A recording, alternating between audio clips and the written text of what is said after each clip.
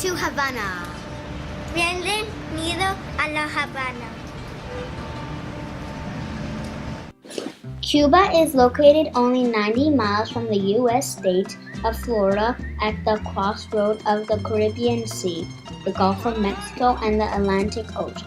Cuba is not one island. It is made up of thousands of islands and islets. More than 11 million people live there today. The first inhabitants of Cuba were indigenous people, the Taino and Siboney Indians. In 1492, Christopher Columbus, a European explorer, landed in Cuba. Cuba became a Spanish colony. The land that belonged to indigenous people was given to the Spanish. Indigenous people were enslaved. Eventually, the indigenous people died due to harsh work and European diseases. As the indigenous population died, the Europeans turned to slaves from West Africa to provide their labor. We went to the Museum of Colonial Art to learn more about life when Cuba was a Spanish colony.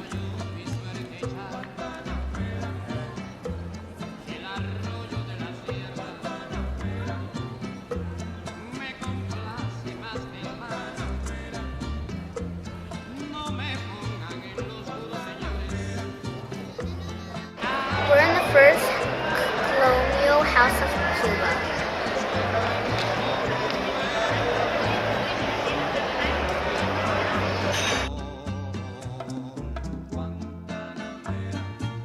In the 19th century, this is where you would wash your hands, and this is where you would put your soap, and this is actually where you would go to and pee. This is actually a toilet. This is the dining room. This is where the children sit, and this is where the nanny sits. The nanny takes care of the children, and this is where the family sits.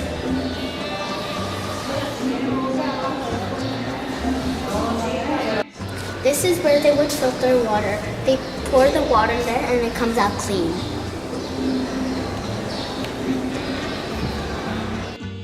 These photos show images of African slaves who were coachmen.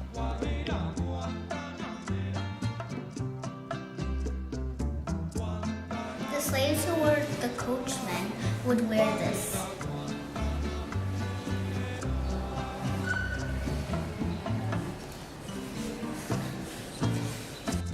This decorative cloth defined who the slave belonged to. Now let's go explore Havana!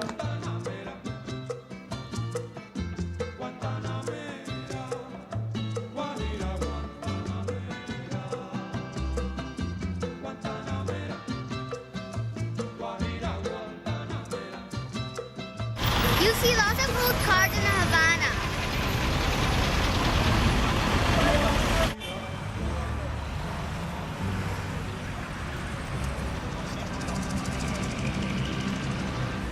Why so many old cars, you ask? Well, for that, we have to go back in time to find out.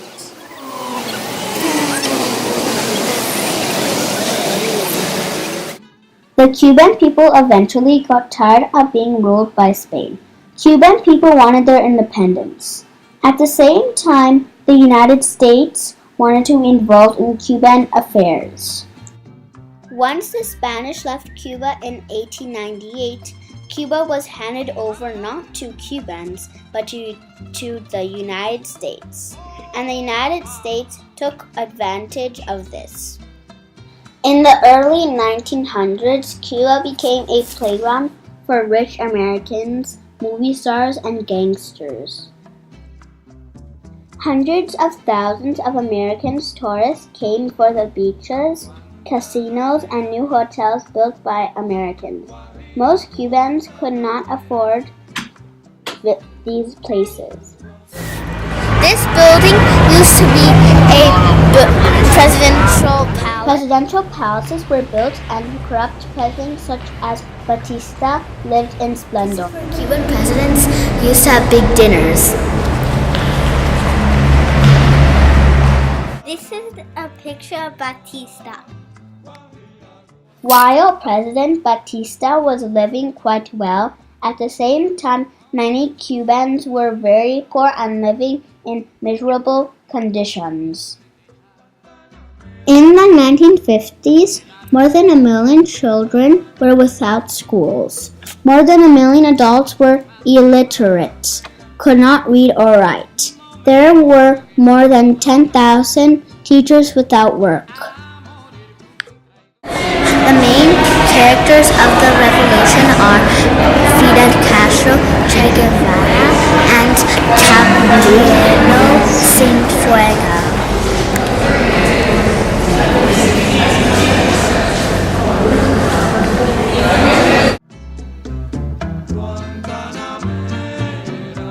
This boat, called Grandma, brought Castro and other revolutionaries from Mexico to Cuba in 1956. For 4 years, Castro and a group of rebels conducted guerrilla warfare in the mountains and jungles of Cuba against Batista's army.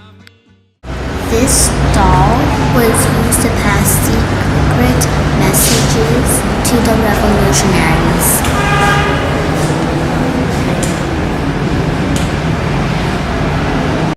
This is a picture of Batista when he left the country and when the revolution took power. When Batista fled in 1958, he took $800 million with him.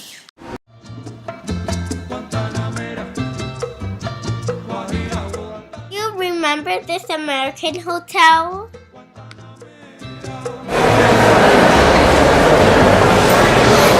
This used to be an American hotel called the Hilton.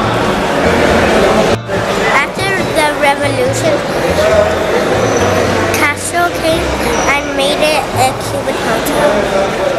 Now it's called the Havana Libre. The US and Cuban governments became more and more angry at each other. In 1960, America stopped selling its cars in Cuba. That's why you see many old cars in Havana.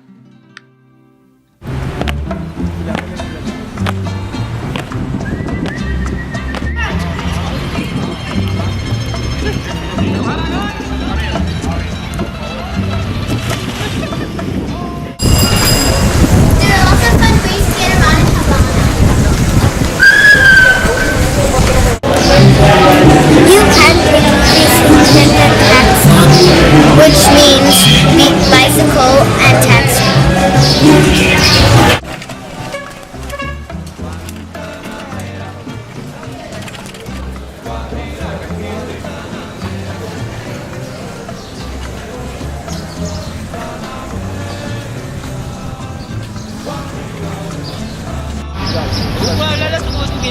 No, pero después de la sesión al examen. Nosotros hicimos aquí y esto está malo ya. ¿En serio? No, vamos a estamos en un coche de caballo. We are in a horse convoy. You could get around in old cars.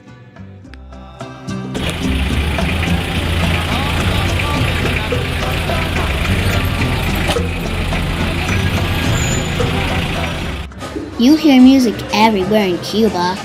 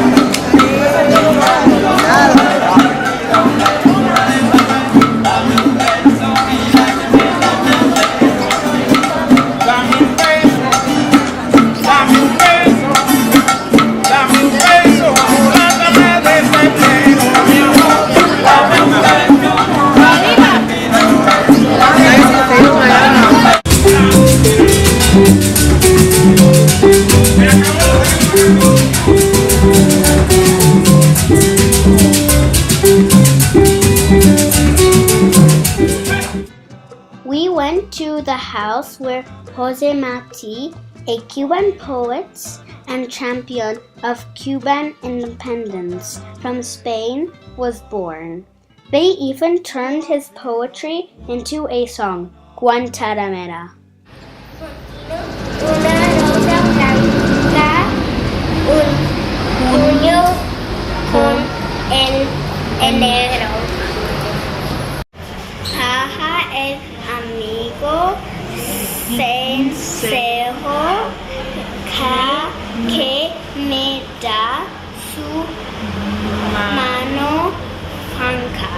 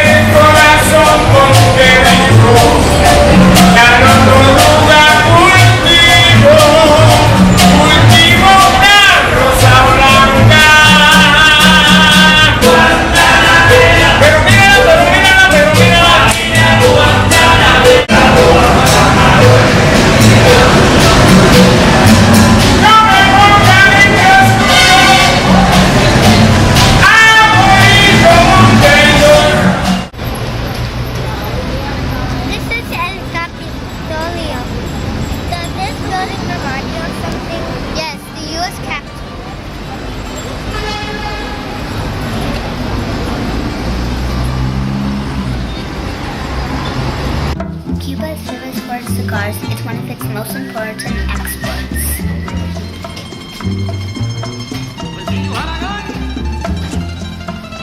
We went to see how cigars are made. First, you cut the tobacco leaves.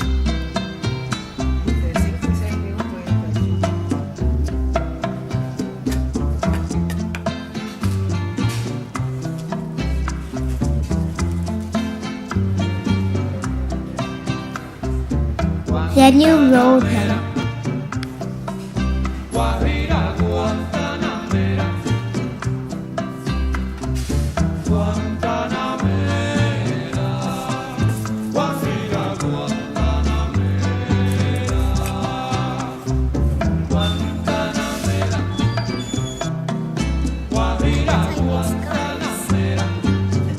But it's not good for your health.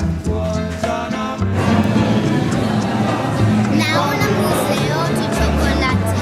That means a chocolate museum. This is a dream come true.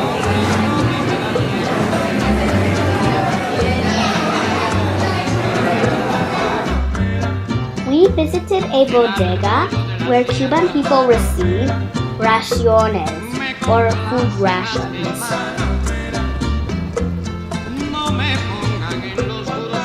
There isn't much variety in food there, but no one goes hungry. They have frijoles, beans, arroz, rice, azúcar, sugar, café, coffee, sal, salt, phosphorus, matches, and juice for the kids. Education is free for all children in Cuba, even the universities. 100% of all Cubans can read and write. There are still problems between the US and Cuban governments today. In 1999, Elian Gonzalez, a little Cuban boy, left Cuba for Florida on a boat with his mom. The mother died on the way and the boy was rescued by Americans. Here is a picture of Elian and his relatives in Florida who wanted him to stay in the United States. But Elian's father, who was still in Cuba, wanted Elian to return. All of Cuba wanted Elian to return. This sign says, "Return Elian to the fatherland." Finally, the American courts said Elian should return home to his father in Cuba. This statue shows Jose Marti holding a baby Elian and pointing an angry finger at the U.S. Intersection Building, the U.S. government building in Havana. So the fight for Elian became an example of the tension between the U.S. and Cuban governments. Although there are still problems between the U.S. and Cuban governments, there are no problems between the people. Everyone was really simpático, nice to us. ¿Te gustó la comida? Bien. No hay de qué. Un placer.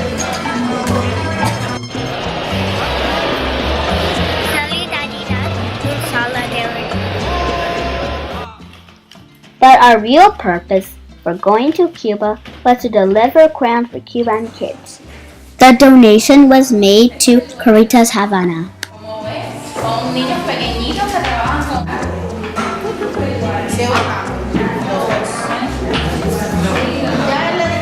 Gracias, mira David. Dile gracias. Es muy importante poder colorear, rellenar figuras, y para eso se hace con colores, porque los niños aprenden, lo primero que aprenden son las letras, los colores y los números, y entonces es muy importante esta caridad que están haciendo, porque realmente es beneficiosa para ellos y además para el trabajo nuestro. Lo más importante es la acción, que es una niña. Hoy, siendo una niña, es capaz de venir y donar unos lápices. Mañana es una mujer y se crea con esos valores, con ese sentido de pertenencia hacia los demás, con el deseo de ayudar. Y eso es muy importante para nosotros, que trabajamos con la ayuda, con la caridad hacia los demás niños que necesitan.